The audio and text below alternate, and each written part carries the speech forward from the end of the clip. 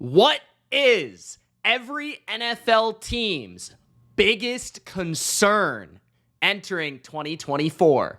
What's going on, football fans? It's Mitch back here with another NFL video. And in this video, the biggest reason to be concerned about your favorite team. All 32 NFL teams at least have one thing that they should really be worried about entering this season. And I'm about to break it down for every single NFL team. What, who, or which you should be really aware of. What should you be staying up late at night thinking about because my team really needs to fix this? Or I'm really worried about this aspect of my team. Or this could really derail our chances of going to the Super Bowl or winning the whole thing. These are the reasons you have to be worried about your favorite team. If that sounds good, don't forget to spike the like button. If we get 100 likes on this video, and as soon as we do, I will drop the reasons you should be optimistic about your favorite team in 2024. So 100 spikes of the like button, that video will be released. Subscribe for more NFL content just like this, and let's get rolling in alphabetical order, of course, with the Arizona Cardinals. Cardinals fans must feel fortunate that they're always first. I don't think there's many of you that watch my videos, so maybe that's why I always have you guys going first. But if you are a Cardinals fan, please let me know in the comment section below. So the reason that I am really concerned for the Arizona Cardinals in 2024 is just their entire defense. I've brought this up numerous times this offseason, and I am extremely concerned that the Cardinals will be a one-sided, one-facet football team. The offense will be explosive, fun to watch. Marvin Harrison Jr., Trey McBride, Kyler Murray doing his thing, a pretty underrated offensive line. But the defense will not be able to get off the field in crucial situations. Why? They don't really have any corners that you can trust on the perimeter, and they don't have any pass rushers whatsoever. So I'm really concerned about their pass defense. I understand that they're looking forward to the rook first-round pick, Robinson, to step up and maybe contribute as a disruptor, but he's not a pure edge rusher. He's more of that interior guy, kind of like the role of what J.J. Watt last played in Arizona there a couple of years ago for the Cardinals. He's like an interior disruptor. Maybe he could play a little bit on the edge, but he's not going to be a guy that's getting 12 sacks a year. So you don't have that player. And that's going to mean that you're going to have to scheme some things up, be creative up front, have some different dynamic looks. And that might work every once in a while, but against the best offenses in the league, against the best quarterbacks in the league, you guys are going to suffer because I just do not see a lot of pass rushing talent unless like Ojulari breaks out and has a massive season, which I don't know, maybe that could happen. The linebacker position is fine. The safety position is better than fine. But the main areas of concern are really the primary positions where NFL defenses need to be good right now, which is cornerback, which is edge rush, which is even the interior defensive line that, yes, has added some pieces, but none of these guys, Bilal Nichols, Justin Jones, are above average NFL starters. They might help lift the floor of the defense, but they're not going to change the game. They're not going to be disruptive on a down-to-down basis. So I really feel like the Cardinals did not do enough to address the main components of their defense. An elite rusher, an elite corner. Sure, they did draft a couple corners that I think have upside, but that might take some time. Sure, they might have drafted a defensive lineman, but I don't think he's the type that's really going to change this defense. So for me, the Cardinals' lack of a pass rush, lack of overall coverage, and reliability of who I know is going to kind of succeed here is really puzzling, and I am really concerned about the Cardinals' defense. The Atlanta Falcons' biggest concern for me is their pass rush. The Atlanta Falcons offensively should be a more precise football team in 2024. They have much better quarterback play. There'll be less erratic nature to the accuracy of the passes. There'll be less erratic nature to the overall offensive flow. They'll be able to score more points on a consistent basis. I think they're going to have a strong running game. I think they'll be able to control the ball against more than a few teams this year, but I do worry about their defense getting stops and creating big plays. I do like certain aspects of their defense. I think their linebackers are underrated, especially the last season. I felt like Ellis, those guys went under the radar. I think that Jesse Bates is phenomenal. AJ Terrell is very, very good. And the interior defensive line has some vets that still can play at a high level, especially David Onyemata. But there are aspects of the team that are very concerning, including the pass rush, and even to a certain point, the other corners not named AJ Terrell. So when you have both those things that are very worrisome, even a great defensive coach like Raheem Morris can only do so much. If you don't have an elite rusher like Aaron Donald in Los Angeles that Raheem Morris did have, it's hard to make everything flow around that one player. The Falcons do not really have one guy that really disrupts, really forces, similar to the Cardinals, a double team at any point. Like, Onyemata is pretty good as a pass rusher, but he's more of a well-balanced, not exactly the guy, especially at this age, you want to be your best, most disruptive player. And then the edge rush, Ebiketie is like up and coming, but he's not quite there yet. Maybe he could take a step forward and really contribute this year. Lorenzo Carter is more of like a hybrid edge linebacker type. He's not really a great finesse pass rusher. They don't really have one guy that stands out. Grady Jarrett's no longer that guy. So to me, the pass rush overall, it's puzzling that they didn't go out in the draft and address this. It's puzzling that they didn't go to free agency and address this. There is really no help unless they go mid-season and make a trade where they could really find somebody that could help them. Even if they would have signed like Leonard Floyd, who previously played for this defense, somebody like that, like a veteran who reliably can get 8 to 9 sacks. Like, they just do not have a veteran or anybody for that matter that demands respect up front. And it's going to make them a concerning team when it comes to playing the better offenses in the league, because this is an offensive team. This is a team that's going to want to run the ball. They're going to want to play their flow, their style of game. But it feels like once they get behind in game script, they're going to be in trouble because other teams are going to be able to control the game, and their defense is never going to be able to get that control back. And it just feels like this defense, with a lack of a pass rush, with a lack of an ability to create, strip sacks, those pressures, that it's hard to really disrupt and really create turnovers and things like that can change a game and change the tide against good teams. So to me, I just feel like the Falcons, they'll get by against the lower end teams with a lack of a pass rush, but when they play the better teams, even in just their conference, there's going to be concerning aspects to that. So they're going to have some guys massively step up for this concern to go away. The Baltimore Ravens' greatest concern, in my opinion, is the pass rush and the pass protection. So the pass rush has come up 3 different times now already in 3 different teams to start this video, but I think the Ravens have a combination of pass protection and pass rush that can be a concern for them in 2024. First of all, they lost pieces both at edge rush and the offensive line. So starting with the edge rush, they did lose Jadeveon Clowney, who's one of their best pass rushers from a year ago. He had nearly 10 sacks and was pretty disruptive within that McDonald defense. And secondly, they lost the guy that kind of was the orchestrator, right? The guy that got everything in rhythm, which was Mike Macdonald, the defensive coordinator, who I felt got career years in many aspects from a pass rushing standpoint out of Kyle Van Noy, who upgraded everybody from a Justin Madubuike to an Owe when he was on the field. But whoever was rushing the quarterback just seemed to play better because the rhythm, the timing of their stunts, the ability to call the right blitz at the right time, the ability to be prepared for the protections on the other side was just calculated in a way that's going to be very hard to replicate with a new defensive coordinator.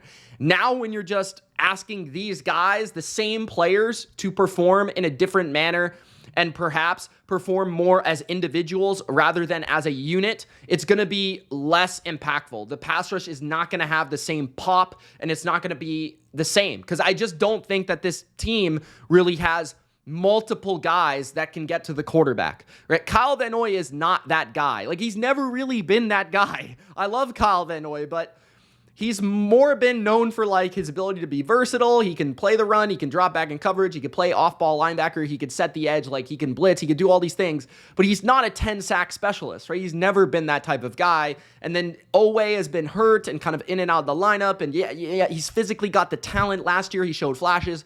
Can he put it all together? Justin, the guy in the middle, Matabike, is really the only guy that you can reliably say, okay, maybe he's going to get 10 sacks.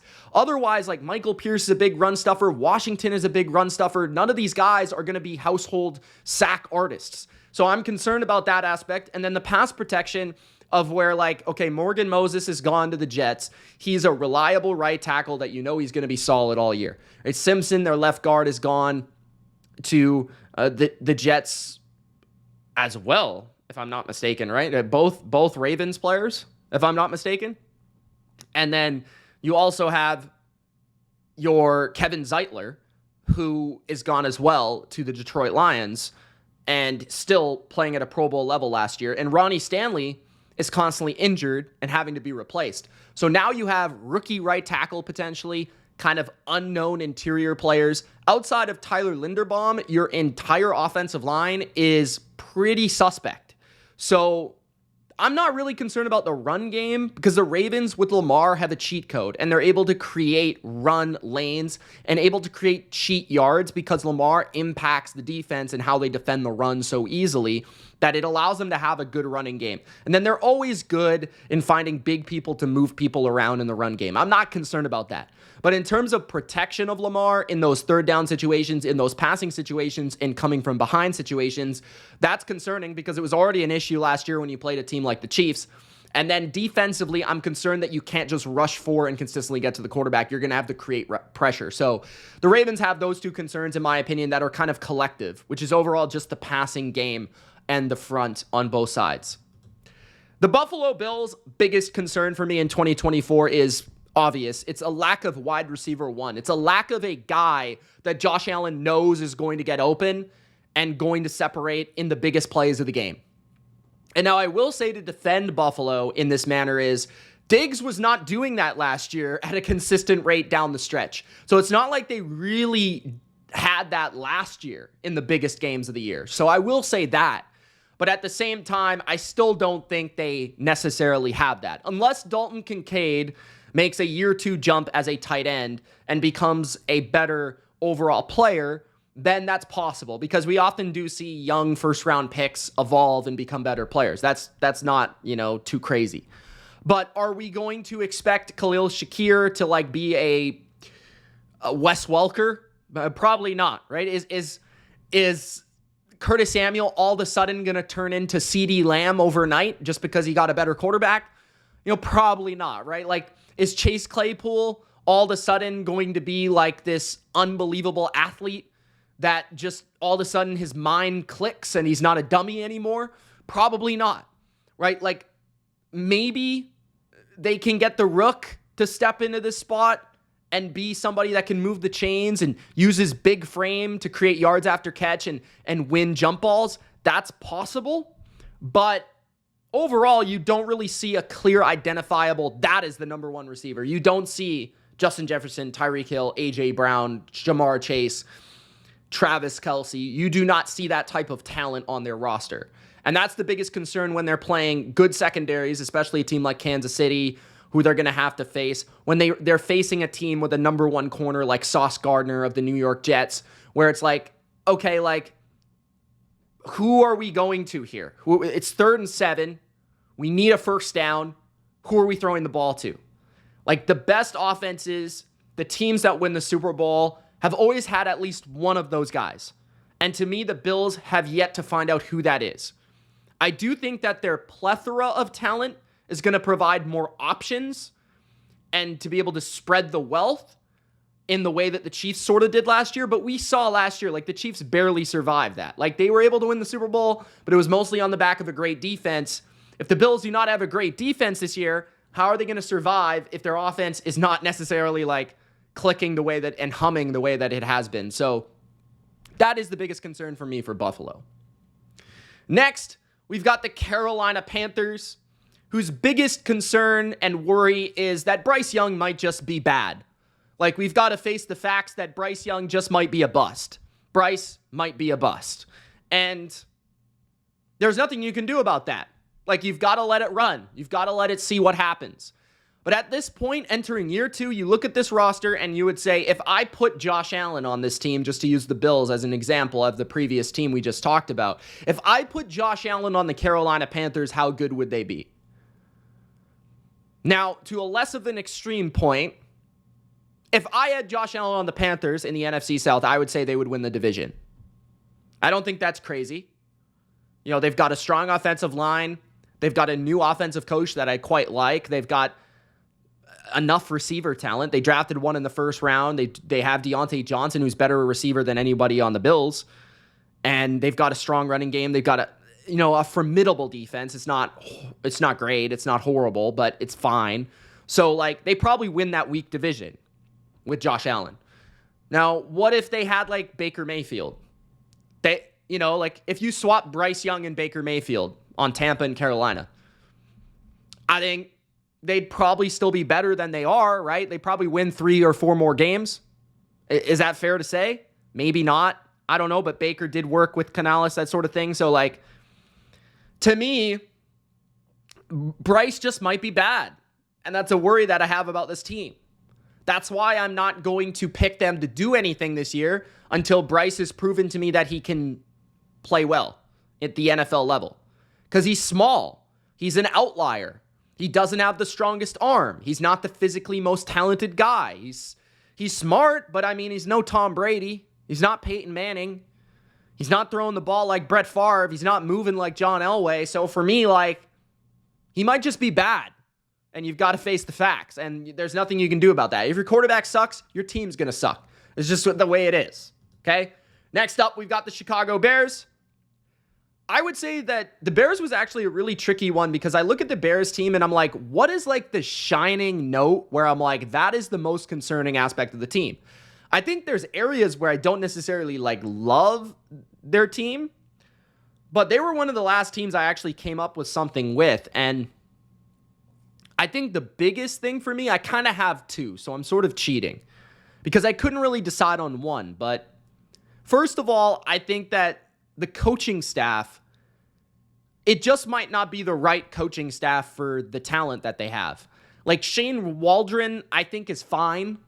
I don't look at him and I don't say he's the next Sean McVay or Kyle Shanahan. I don't necessarily think he's Andy Reid, but he's not Matt Patricia calling plays. I will say that.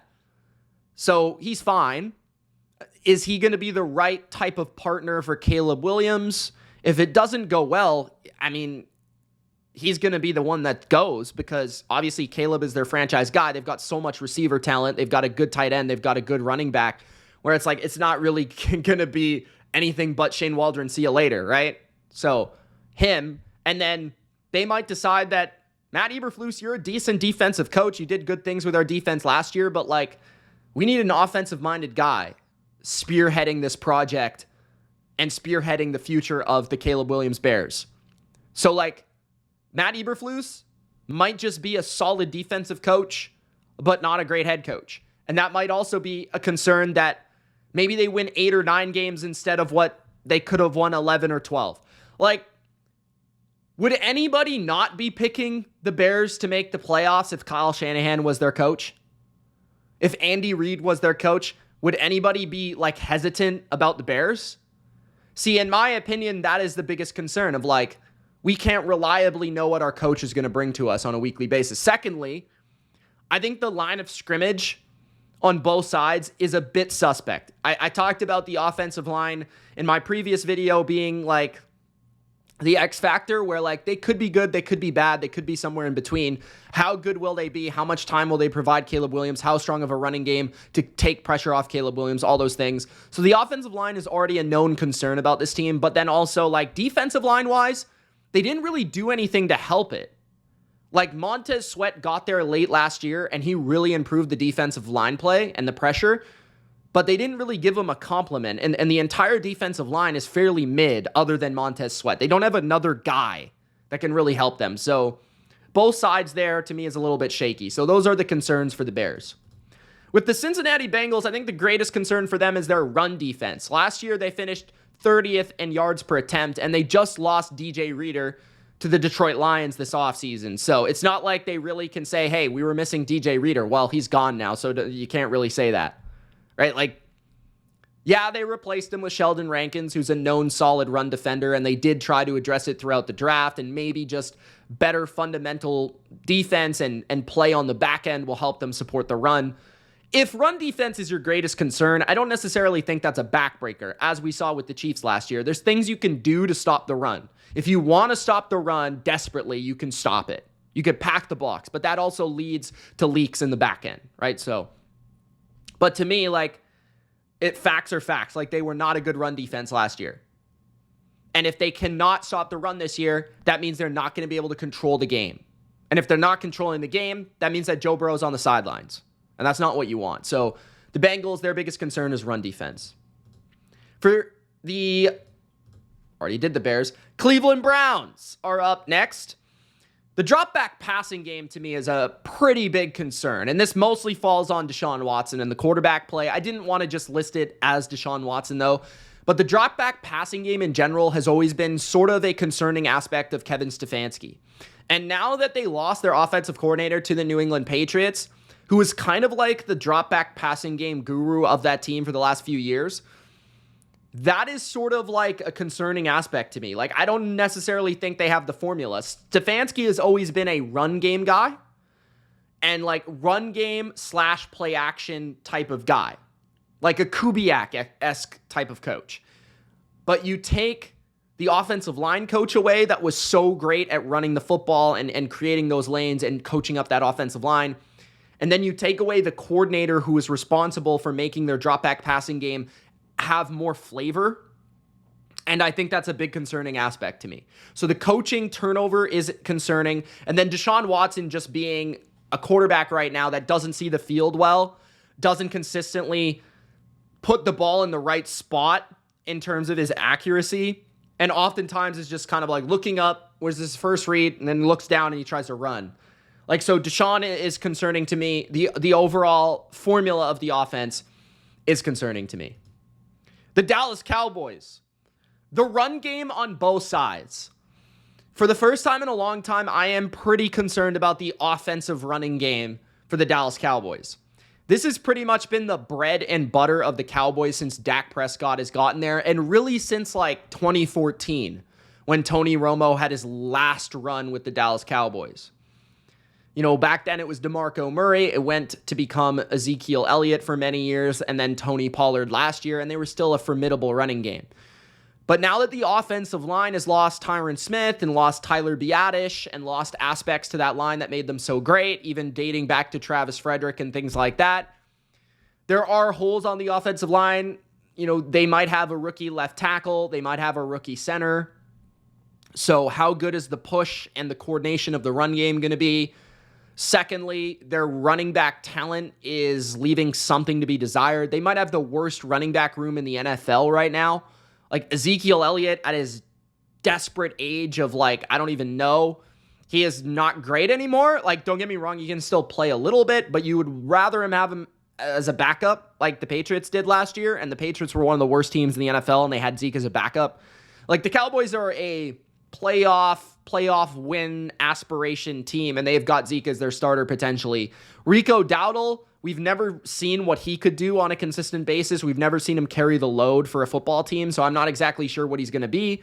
He is explosive. He can make a nice player too, but I don't necessarily think he's a guy that's going to be carrying 25 carries a game. So like, to me, like, I just think the Cowboys offense is going to be pretty one-dimensional overall through the lens of like, yeah, maybe they surprise us, but it's not going to be elite by any way, shape, or form. I cannot see that in any world. On the other side, their defense has struggled against the run for many seasons, and a lot of it is going to come down to, can Mozzie Smith play better in year 2? Does Zimmer's scheme change to kind of adapt for that? And can they get better, stronger, bigger linebacker play? Because their linebackers have been small, their linebackers have been swallowed up, and they've just lacked toughness and physicality on the defensive side of the football for a couple of years now. That's been their Achilles heel. So the Dallas Cowboys run game is definitely concerning. The Denver Broncos, biggest concern is their overall offensive skill. You can include quarterback, you can include receiver, running back, tight end, all of it. They just do not have a lot of great talent at the skill positions. Bo Nix, Zach Wilson, Jared Stidham, that's a pretty deep and desperate quarterback depth chart, right? It's rather a rookie who I didn't even think was a first-round pick, or it's one of the worst starters from the last couple of years, or it's Jared Stidham, who is basically a perennial backup. And then you've got the wide receiver position that lost Jerry Jeudy, okay, whatever, but like Courtland Sutton is a dog, but otherwise they have nobody, nothing, right? Marvin Mims, what is he going to be in year 2? I think Tim Patrick is coming back from like 8 injuries in a row. I don't necessarily know who's catching the ball. The tight end is not great. Adam Troutman might be their starter, who all he does is block. Javonte Williams is a below average running back starter. I don't know where the big plays are coming from. Scheme can only do so much here. Courtland Sutton can only do so much here. So for me, the skill talent of the Broncos is desperate. Again, I already did the Cowboys. The Detroit Lions are up next. The biggest concern for the Lions is not necessarily anything on their roster. It's just the fact that have they already reached their ceiling? Is there any ceiling to reach any longer for the Detroit Lions?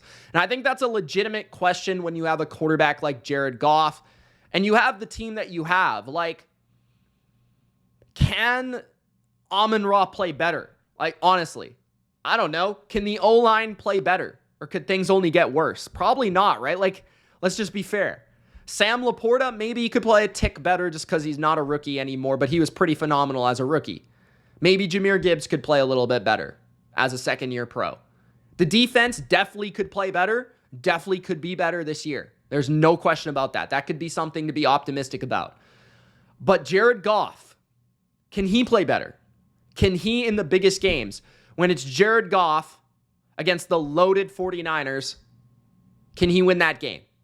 Can Jared Goff outduel Patrick Mahomes in the Super Bowl, or outduel Josh Allen or Joe Burrow or CJ Stroud in the Super Bowl, or Lamar Jackson in the Super Bowl? He's the worst quarterback in all of those different conversations. And so, to me, I'm not necessarily concerned about Jared Goff. I know what he's going to bring. I know the floor that exists. But it's more of a ceiling conversation. How much better is the offense really going to get? It's not like they added a premier outside target receiver. Is Jameson Williams all of a sudden going to become that? That's why he's the X factor. Perhaps that could change the offense, but man, I don't know. I just feel like the concern about the Lions is just like, maybe we already saw the best of what is to come with this team, like NFC Championship appearance. Maybe that's the best we ever get. I guess that is a little bit worrisome. Next, the Green Bay Packers, who is another reason why the Lions could be a little bit worried because this team is on the rise. And the Green Bay Packers' biggest worry to me is, first of all, I think they're asking too much from young players. Like last year, they were definitely asking too much from way too many rookies and way too many young players, but they didn't necessarily expect much. Like whatever they got, they got. Now in year 2 of Jordan Love starting, though, you want to lift that level of expectation. You want to push for something. And I didn't necessarily feel like this offseason they went all in on trying to do that. They didn't necessarily go out and add a big name wide receiver. They didn't go out and really hammer home, a big signing like a Tyron Smith, or go out there and sign Calvin Ridley, or go out there and sign I guess they did get Xavier McKinney, but they didn't go out and sign Christian Wilkins or something like that, where they spent a bunch of money and it was yeah, we're here. They didn't even really go out and sign a linebacker like Bobby Wagner or anything to really shore up some of the aspects of the team that might be a little bit concerning. They could still go out and sign another corner, which would be nice in my opinion. Bringing a Gilmore for this team would be a huge boost just in terms of composure, big game experience, and things like that. But that's just my opinion. But with the Packers, I think they're asking too much from young players that have not really experienced the bright lights of an NFC Championship or a Super Bowl. Yes, they went to the divisional round. Yes, they shocked the world against the Cowboys. But I do feel like they need a little bit more in terms of the experience element to balance this whole operation out. The other concerning aspect to me about this team from a roster standpoint is the back seven on the defense and the depth of that situation. Like the linebacker position right now, you're counting on Quay Walker and you're counting on a rookie second-round pick, Edgerrin Cooper, to be your starters. And behind that, it's pretty suspect. Like I think McDuffie is maybe the third linebacker. Like it's pretty suspect behind those guys. And so if you lose one of them, you're kind of effed, right? And then the other aspects, the safety depth is pretty concerning. The corner depth is pretty concerning. So all those reasons, I feel like you should be a little bit worried about the Packers. I wish they would add a couple more reliable veterans to this team. The Houston Texans. The biggest concern for me with the Texans is it too much hype too fast? Are they ready? From a roster standpoint, I think certain areas of the secondary, certain areas of the offensive line could be a tad concerning, but it's really not anything major compared to a lot of other teams. I think really the biggest concern would be how much hype are they going to get, and are they willing to live up to that hype? Are they going to answer the bell? Because people are calling for the Texans to do massive things this season, and sometimes teams are not ready, and sometimes teams don't handle that pressure very well. And is it possible that they have a sophomore slump from DeMeco Ryans as a coach or CJ Stroud as a quarterback? Is it possible? It definitely is. So that's my concern with the Texans. Up next, the Indianapolis Colts. My greatest concern for them is the secondary.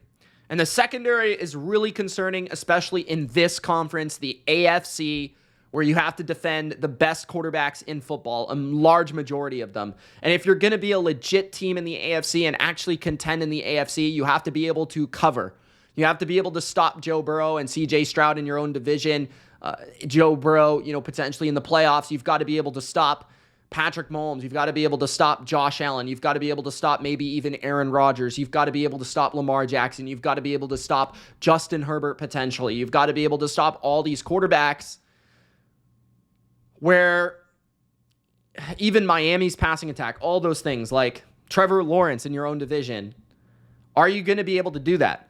Even the Titans have receivers. They might not have the quarterback, but it just feels like the Colts. Yes, they have a pass rush. Yes, they have a pretty interesting offense to look forward to.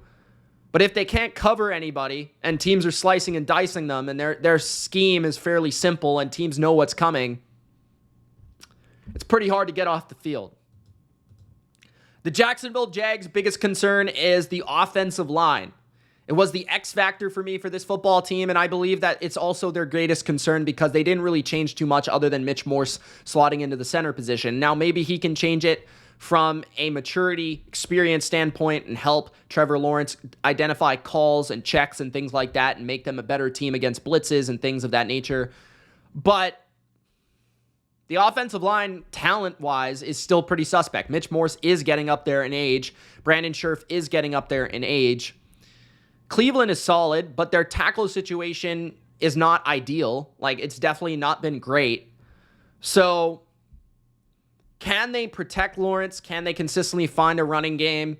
And will the best pass rushes in this conference and in this league be able to just beat them up and force Trevor Lawrence to take sacks, hold the ball, make bad decisions, or maybe even once again get injured, which is another concern.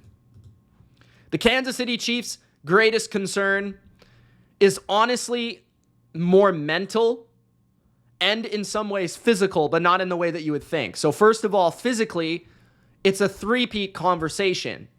Wear and tear is a real thing. We see it a lot in other sports, especially in my opinion, hockey, where if a team goes back-to-back Stanley Cups, oftentimes the third year they can't do it anymore. They don't have the legs, right? And in a physical sport that is similar to hockey in that way, in that regard, football, a lot of times, and speaking from a Patriots fan's perspective, back in the 2003, 2004, 2005 Patriots, that was where they won back-to-back championships. And then in 2005, it wasn't that they weren't a great team or anything. They got extremely injured.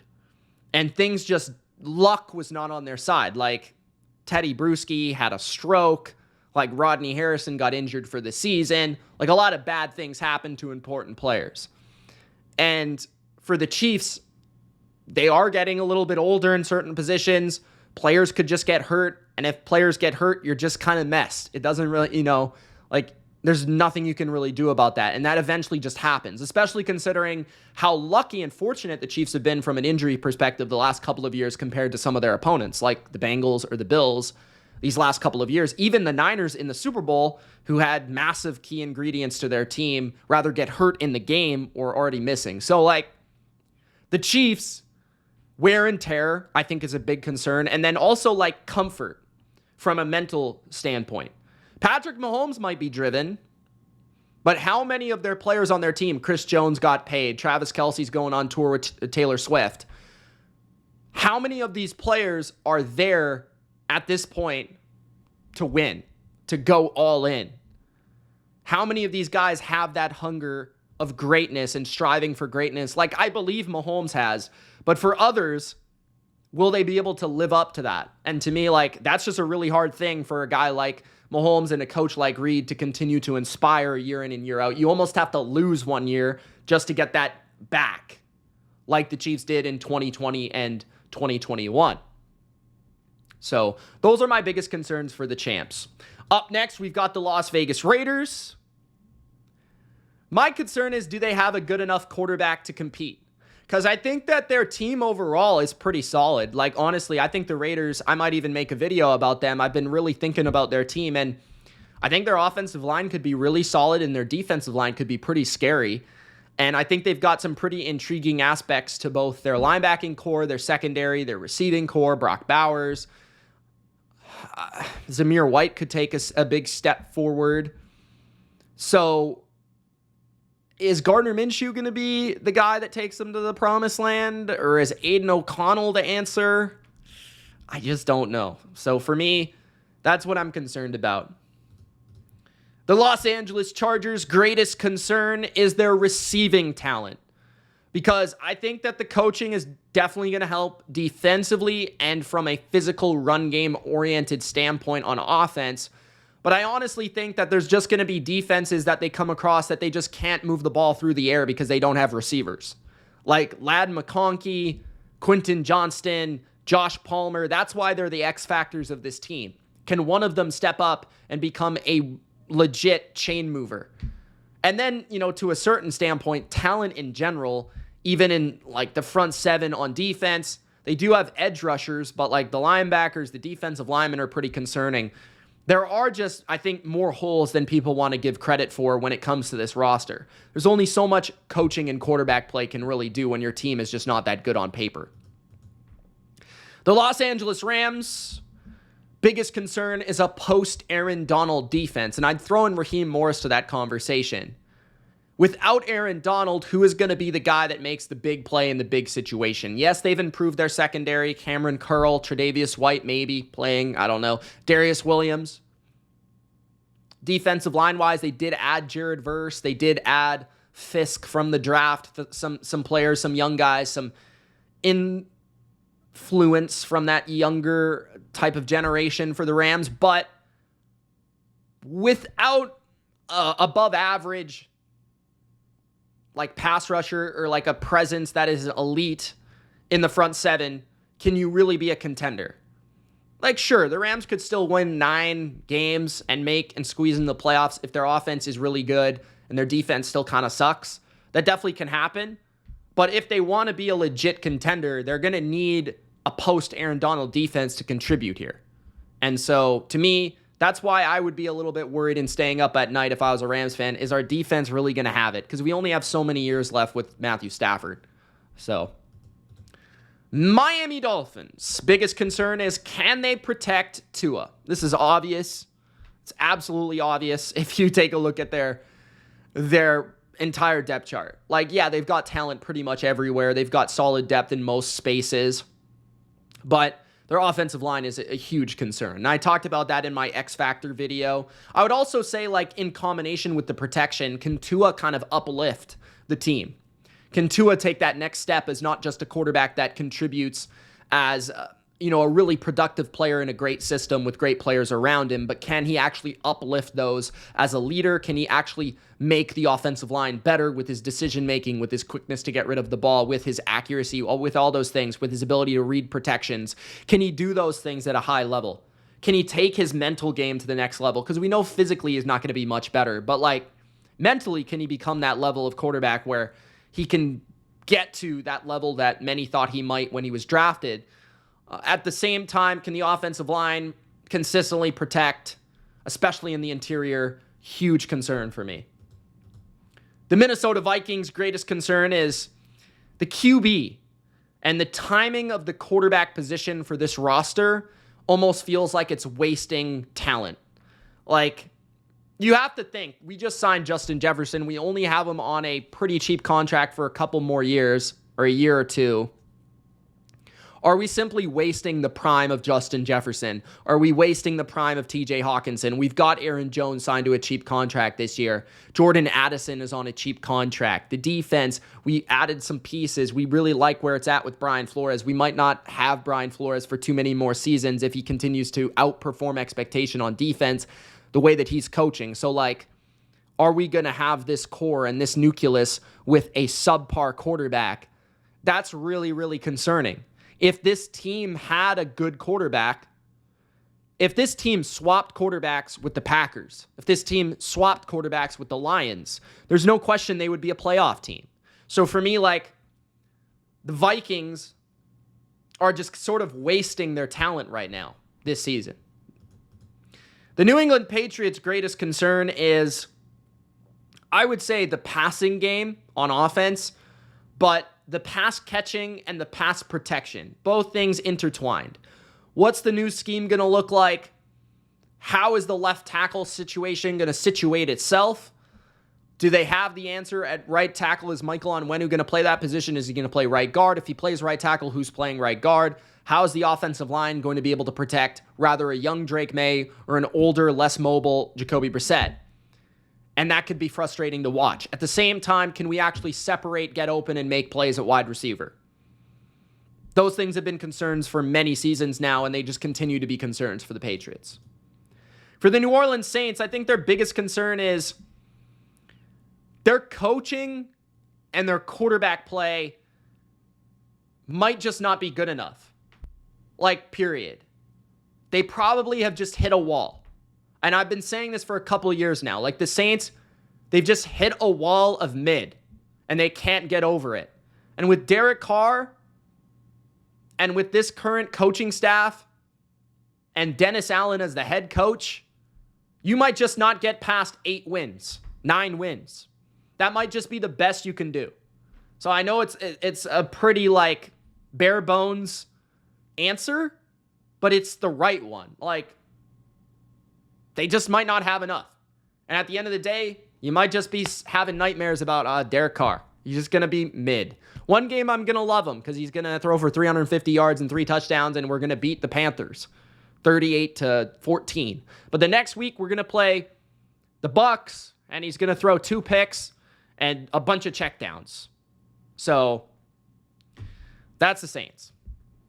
The New York Giants' biggest concern is the passing game in general, like both sides. The defense, the secondary specifically, is a hot mess. It is not good. They probably have the worst secondary on paper in the NFL. It's at least in the conversation for the worst secondary in the NFL. And then you combine that with what we've known to be a very lackluster offensive line, a pretty darn lackluster receiving core. Even if Malik Neighbors hits, you still kind of less than desired options at secondary receiver options, tight end, running back. The Giants just don't have skill or talent, period, in the passing game. And Daniel Jones is not it either.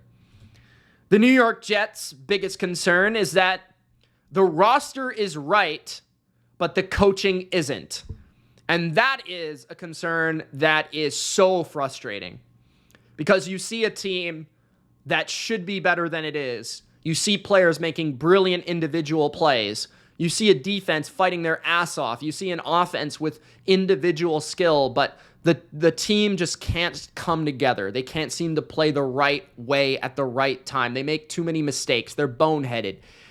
Those are things that are so hard to watch as a football fan. So the New York Jets, even if Aaron Rodgers' Achilles is fine, even if Aaron Rodgers is fine and he plays well, maybe their coaching is just not what is needed for this team to go where they should go. The Philadelphia Eagles. For the Philadelphia Eagles, I think their biggest concern is the collapse of last season is more serious than we thought. It's hard to turn the page. Maybe they start off the season and everything just continues to go downhill. It's possible. Maybe the young players aren't ready to save this thing. Maybe the additions we made at linebacker were not good enough. Maybe our secondary, like Darius Slay, he's just too old. Maybe Brandon Graham can't give you anything anymore. Maybe Jordan Davis is a bust. Maybe Nolan Smith is a bust. Maybe Nakobe Dean is a bust. Maybe these players just aren't as good as we think. Maybe with the offensive line, Jason Kelce, his loss is bigger than we thought. Maybe Jalen Hurts is a tad overrated, and he does have concerns about facing the blitz, and he is, not a great drop back passer. Maybe those things are real. Maybe. Or maybe not. But I think you have to be worried about them a little bit. The Pittsburgh Steelers. Biggest concern is that they have 2 quarterbacks, which means they don't have one. The Steelers seem to have an improved offensive line, a better offensive coordinator, a defense that will be in the top 10 discussion, but they do not have a quarterback that we reliably can say we're going to get good, productive play out of.